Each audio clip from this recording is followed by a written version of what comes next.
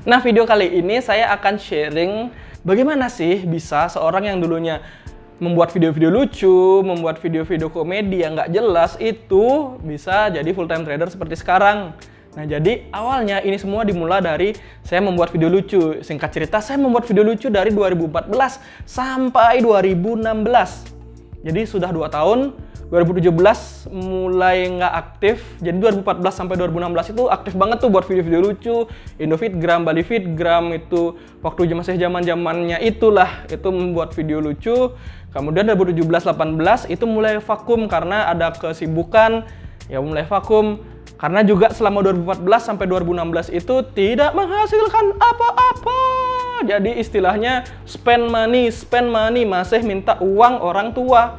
Jadi money-nya terus ke spend tapi income-nya nggak ada. Jadi kalau secara finansial itu spending-nya tidak berjalan lurus dengan income-nya. Jadinya tidak dikasih uang. Jadi nggak punya uang lagi. Nah, berlandaskan itu berbekal, aduh nggak punya uang nih. Ya udah, saya mulailah sebagai anak muda yang gimana caranya dapat uang. Bertemu dengan saham. Pertama, sudah jelas dan sudah pasti. Pada tahun 2017-2018 itu saya mencari tentang saham, tapi ketemunya reksadana. Nah, itu saya membeli reksadana, membeli apalah, pokoknya reksadanaan. Tapi ternyata kok tidak kaya-kaya. Maksudnya returnnya itu lama banget gitu loh. Kok nggak ada returnnya cepet. Tapi ke orang-orang bilang kalau mau kayak gini tuh investasi nanti setahun 2 tahun itu kok pasti bertumbuh lah. Tapi kenyataannya saat 2017-18 itu nggak kemana-mana, cuma nambah berapa persen, kan kayak aduh kok lama ya gitu loh. Ternyata setelah itu saya search lagi, ternyata ada spesifiknya saham. Jadi bedanya reksadana pasar saham sama saham itu beda banget. Reksadana itu kan lebih ke kumpulan-kumpulan yang diurusin sama manajer investasi, dibelikan saham. Jadi bukan kita langsung yang beli saham. Kalau nggak salah ya, seperti itu. Kemudian saham ya emang kita bisa beli sendiri, transaksi saham. Nah, kemudian saya kepo lah gimana cara transaksi saham nih. Gimana cara transaksi saham? Saya kepo tuh 2018 itu udah mulai kepo, ngulik. Bisa loh kita kaya dari saham. Nah, kemudian setelah itu saya lebih belajar lagi nih, beli buku di Gramet, nonton YouTube tentang saham, penjelasannya semua tonton, buku tonton. 2018 sampai 2019 itu masa-masa belajar. Nah, setelah itu saya mulailah membuka akun saham pertama saya di 2019. Ya benar, 2019 buka akun saham. Nah, tapi ada drama dalam membuka akun saham. Layaknya anak muda yang ingin mencoba sesuatu yang baru, apalagi berhubungan tentang saham, ketika meminta izin ke orang tua, apalagi orang tua saya masih nggak paham tentang saham dan masih punya pandangan yang negatif, itu terjadi drama selama 1 bulan. Jadi 1 bulan itu saya kena drama, entah drama jangan buat saham gini, saham bahaya. Wah, karena mungkin waktu itu banyak pandangan negatif tentang, apalagi kita ngomongin saham, ngomongin pialang, ngomongin broker, wah udah pikirannya udah negatif. Nah, tapi saya tetap memberanikan diri, saya belajar lagi, cari kulik-kulik ilmunya lagi. Singkat cerita, dapat restu saya buat ke akun pertama. Akun saya jadi mulai beli saham. Waktu itu IHSG masih 6 ribuan ke atas. Kayaknya 6.500 itu, 6.300, 400. Pokoknya banyak analis-analis yang memproyeksikan IHSG ke 7.000. Seperti itu. Nah, jadi waktu itu masih dengan modal kita investasi fundamental, investasi nabung saham, DCA segala macam. Ya, saya pelajarin fundamental karena waktu itu saya juga sedang ada kerjaan lain. Jadi saya membantu orang tua juga, punya usaha. Saya kerja dengan investasi saham juga. Kemudian itu berjalan ya biasa aja. Karena mindset saya saat itu adalah investasi. Ya udah. Kemudian muncullah COVID-19 yang sangat wadidaw ini dan market crash. Singkat cerita crash kan itu, crash dari 6.000 ke sempat ke 3.000, itu crash dar. Investasi saya sebelumnya karena beli di pucuk itu terjadi turun dus. Pertama turun biarin investasi emang normal, turun lagi. Ya, ini agak normal sih turun lagi. Ini normal nggak ya?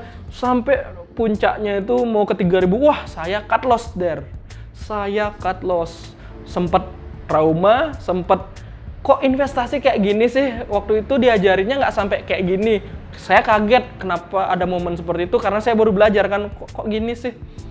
Singkat cerita, udah beres lah, udah turun, saya nggak buka online trading, saya tarik ke RDN semua dananya, nggak ada investasi apa-apa, saya diem. Kemudian lama-kelamaan market mulai naik lagi tuh. Ya udah, saya nyari lagi, ternyata banyak memang orang-orang kaya baru itu kayaknya ketika ada market crash dan mereka masuk. Nah, ya saya langsung, wih, kenapa kita tidak masuk saja gitu loh. Dan waktu itu saya memberanikan diri masuk di salah satu saham, dan kemudian alhasil sampai sekarang masih dalam keadaan uptrend. Ya walaupun sideways sempat down, tapi karena waktu itu belinya waktu market crash itu ya masih aman karena juga dapat dividen kan. Nah, jadi itu investasinya. Nah, jadi saya punya akun investasi itu yang saya bilang akun investasi saya, investasi. Nah, selama perjalanan itu saya memikirkan saya tidak bisa cuma investasi. Saya harus melakukan sesuatu lagi. Saya cari cara lagi. Masa sih orang investasi saya lebih nyari kayak gini, gimana caranya kita agar cepat dapat returnnya. Pokoknya saya ada di mindset, aduh aku pengen cepet-cepet sekali, ya nggak pengen lah nunggu lama-lama, pengennya cepet. Nah kan jujur aja saya kayak gitu mikirnya, gimana cara cepet-cepet kaya. Kemudian disambil selingan kayak gitu, saya buat akun namanya Bengkel Saham. Saya buat akun Bengkel Saham itu karena saya ya udahlah, susah juga sambil nunggu 1 tahun 2 tahun kan capek juga, ya udah sambil selingin membuat akun Bengkel Saham. Saya buat akun Bengkel Saham, saya share-share tentang edukasi pasar modal ke para teman-teman yang mau belajar. Saya saya belum sharingnya di akun pribadi, masih di akun Bengkel Saham. Saya buat di Bengkel Saham, sharing, aktif nyari konten, makin ngerti, makin paham. Oh ada trading ya, trading yang dalam artian tuh ada trading swing, kan saya udah tahu swing tuh. Ada trading yang lebih cepat, fast trade, saya pelajarin lagi sambil ngepost di Bengkel Saham. Nah, suatu ketika out of nowhere, seperti sebuah jalan, itu muncul videonya Mas Bekti Sutikna di home YouTube saya. Muncul nih di YouTube nih, jeder Mirai Aset sama Bekti Sutikna. Muncul, ini singkat cerita saya sudah buka akun Mirai karena akun Mirai katanya enak buat swing atau buat trading, enak. Ya udah, karena ya udahlah saya buat akun Mirai. Nah, kemudian Mirai Aset muncul tuh di home saya dengan Pak Bekti Sutikna dengan judulnya yang clickbait itu, yang kayak gini nih. Bukan clickbait tapi memang real, cuma ya siapa yang tidak tertantang atau tidak greget melihat 1 bulan transaksi 2 triliun itu kan, wadidaw, kok banyak banget gitu loh. Nonton videonya, cara mainnya scalping, waduh, bisa ya kayak gitu ya. Ini dia nih yang gua cari. Kalau di TikTok itu ada sound yang kayak gitu tuh. Ini dia, Bray. Ini dia yang gua cari. Nah, singkat cerita itu saya senyum-senyum sendiri, saya, wah ini baru nih. Ini sangat manusiawi dan sangat jalan saya nih kayak ini. Jadi waktu itu langsung mikir, wah ini keren banget nih orang nih, keren banget nih. Saya kontak dia, Mas Bektinya, saya cari di Instagram, ketemu. Instagramnya waktu itu masih 2000 followernya, nggak kayak sekarang. Saya chat personal pakai Bengkel Saham. Saya chat, Mas bisa untuk wawancara nggak di Bengkel Saham? Singkat cerita approve dan dapat WA-nya, wawancara. Kita Zoom bareng yang pertama di Bengkel Saham. Setelah Zoom bareng, kita ngobrol-ngobrol, masih sering kontekan. Kemudian beberapa bulan ke depan itu, kayaknya 1 bulan kemudian dikontak, Mas Yoga aku mau ke Bali sama ini, nanti temenin. Oke Mas. Kita mulailah perjalanan di Bali bersama Mas Bekti. Saya ngelihat dia trading dan saya pertama kalinya melihat orang scalping seperti itu. Cepet banget. Nanti akan kalian bisa lihat di bukunya The Super Scalper. Nanti lihat di sana ya. Nah, jadi cepet banget dan bener-bener cuan gitu loh.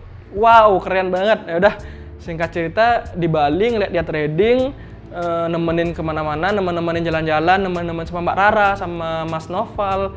Udah, habis itu Mas Bekti ke Jogja, saya coba trading dan ternyata susah trading kayak gitu. Kemudian saya kepikiran gimana kalau saya belajar ke Jogja. Itu pertimbangannya banyak banget, drama juga ada dengan keluarga. Sampai akhirnya saya diizinkan untuk ke Jogja, tapi dengan prokes yang ketat karena waktu itu awal-awal ada PPKM, jadi prokesnya ketat banget, di PCR segala macam, prokes lah pokoknya. Kemudian kontak Mas Bekti, dapat izin, sampailah saya di Jogja. Nah, jadinya akhirnya karena sering trading bareng, kita membuat kantor padepokan BTS seperti ini. Dan itu dia perjalanan saya dari 2014 sampai sekarang bisa di titik ini. Jadi poinnya di sini adalah kamu harus terus mengambil langkah-langkah yang kamu bahkan takut. Saya takut ke Jogja, nggak pernah keluar dari Bali, tiba-tiba ke Jogja menetap, terus nggak pernah nyoba tentang saham, orang tua ngelarang karena takut. Saya gas. Jadi itu sebenarnya cerita yang saya singkat. Kalau lebih detailin lagi, itu banyak struggle di setiap tahunnya atau di setiap peralihan. Saya pengen ini, saya pengen itu, pengen jadi ini, pengen jadi itu banyak sangat banget. Ada gini, ada masalah. Ngapain nih? Nah, jadi kayak gitu. Buat teman-teman yang menanyakan gimana sih dari content creator ke full time trader. Seperti itu. Dan sekarang ya udah, saya bisa tetap di Jogja, tetap trading, ya jadi full time trader, benar-benar pekerjaan yang mudah-mudahan ini menuntun saya ke cita-cita saya yang pengen financial freedom. Udah itu aja. Mudah-mudahan ini menginspirasi kalian yang kepingin jadi full time trader. Ya walaupun nggak jadi full time trader, tapi jadi apapun itu, lakukanlah. Kalau kalian salah ya nggak apa-apa, kita mulai lagi. Selama kita nggak berhenti, selama kita terus mencoba, dan selama kita yakin kita bisa, kita pasti bisa. Walaupun akan gagal, kita coba lagi, dan coba lagi. Jangan pernah menyerah. Kalau kata Just No Limit, be yourself and never surrender. Bener nggak ya? Iya bener kayaknya. Oh ya, kalau kalian mau traktir saya kopi, bisa traktir di sini. Nanti ya saya akan sangat menerima dengan senang hati support kopi kalian. 1 kopi juga nggak apa-apa, 2 juga nggak apa-apa, bahkan lebih juga nggak apa-apa. Dah itu aja dari saya. Mudah-mudahan menginspirasi kalian. Tapi kalau nggak terinspirasi nggak apa-apa. Saya hanya sekedar cerita ke teman-teman yang ingin tahu. Itu aja dari saya. Saya Yoga Sana, pamit.